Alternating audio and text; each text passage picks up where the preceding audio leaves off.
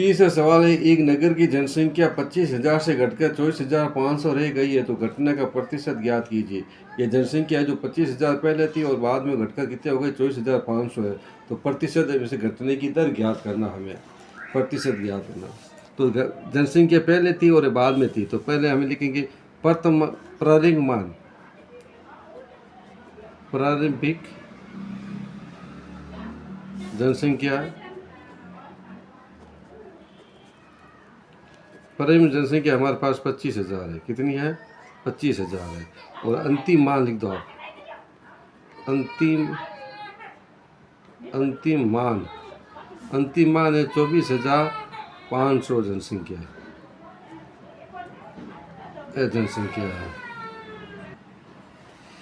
प्रारंभिक जनसंख्या 25,000 है।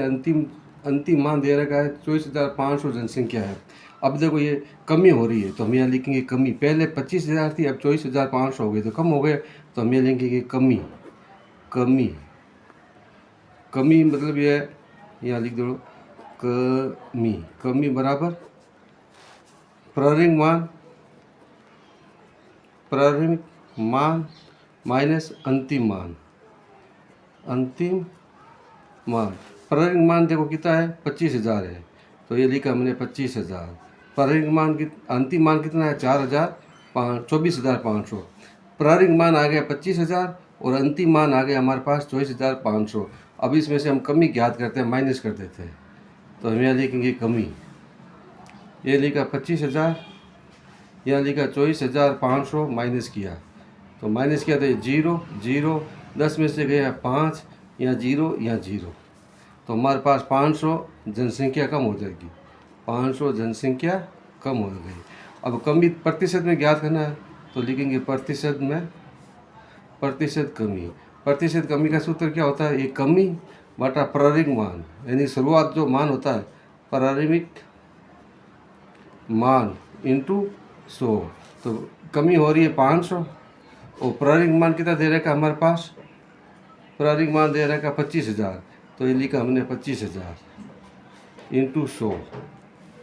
अब आप माइनस कर दो, काट दो।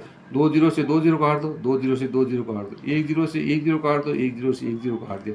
25 का भाग इसमें गया 2 बार, तो ये लिखा हमने 2%। तो कमी कितनी हो गई हमारे पास? 2% की कमी हो गई। तो देखो वापस देखो, ये लिखेंगे प्रारंभिक मान दे रखा है 25,000, अंतिम जनसंख्या दे रखी है हमारे पास 24,500। कमी कितनी हो रही है? प्रारंभिक मान माइनस अंतिम मान। 25,000 में से 24,500 माइनस किया तो 500 जनसंख्या कमी हो रही है। प्रतिशत कमी कितनी होगी? कमी बटा प्रारंभिक मान इंटू 100। कमी कितनी हो रही है? 500 और प्रारंभिक मान कितना है? 25,000 इंटू 100। 2 0 से 2 0 काट दो, 0 से 0 काट दिया। 25 का भाग 50 में गया 2 बार, तो हमारे पास 2% की कमी हो गई। वीडियो को लाइक करना है, अपने दोस्तों को बताना है, और जो सवाल समझ में नहीं आए वो आप मेरे से पूछ सकते हो। और वीडियो को आप ज़रूर शेयर भी करना है, मैं आपके वीडियो को देखूंगा। वीडियो को आप लाइक करना है, देखना है और कमेंट ज़रूर करना है। मैं आपकी कमेंट का इंतज़ार करूंगा और इसके समाधान का हल करूंगा।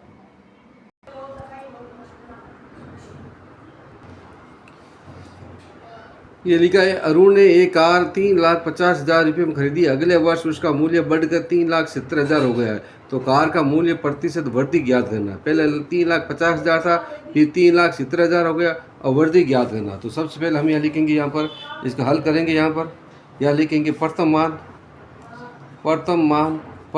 है 3,50,000 रुपये, और अंतिम मान कितना है? अंतिम मान आ गया 3,70,000 रुपये। अब देखो इसमें वृद्धि हो रही है ना, तो हम यहाँ लिखेंगे वृद्धि का फॉर्मूला क्या हो गया? अंतिम मान माइनस प्रथम मान। अंतिम मान है 3,70,000 और प्रथम मान है 3,50,000। तो वृद्धि कितने की हुई? इसमें 20,000 रुपये की वृद्धि हुई। 20,000 रुपये की वृद्धि हुई। तो वृद्धि का फॉर्मूला क्या हो जाएगा? वृद्धि बटा प्रथम मान इंटू 100। वृद्धि हो गई हमारे पास 20,000 और अंतिम मान आ गए हमारे पास, वृद्धि हुई 20,000 और प्रथम मान कितना हमारे पास? 50,000, ये 3,50,000 इंटू 100। 2 जीरो से 2 जीरो काट दो आप, ये 2 जीरो से ये 2 जीरो काट दो आप। अब देखो 5 का भाग इसमें गया 7 बार और 5 का भाग इसमें गया 4 बार, पीछे बच गया 0। तो हमारे पास 40/7।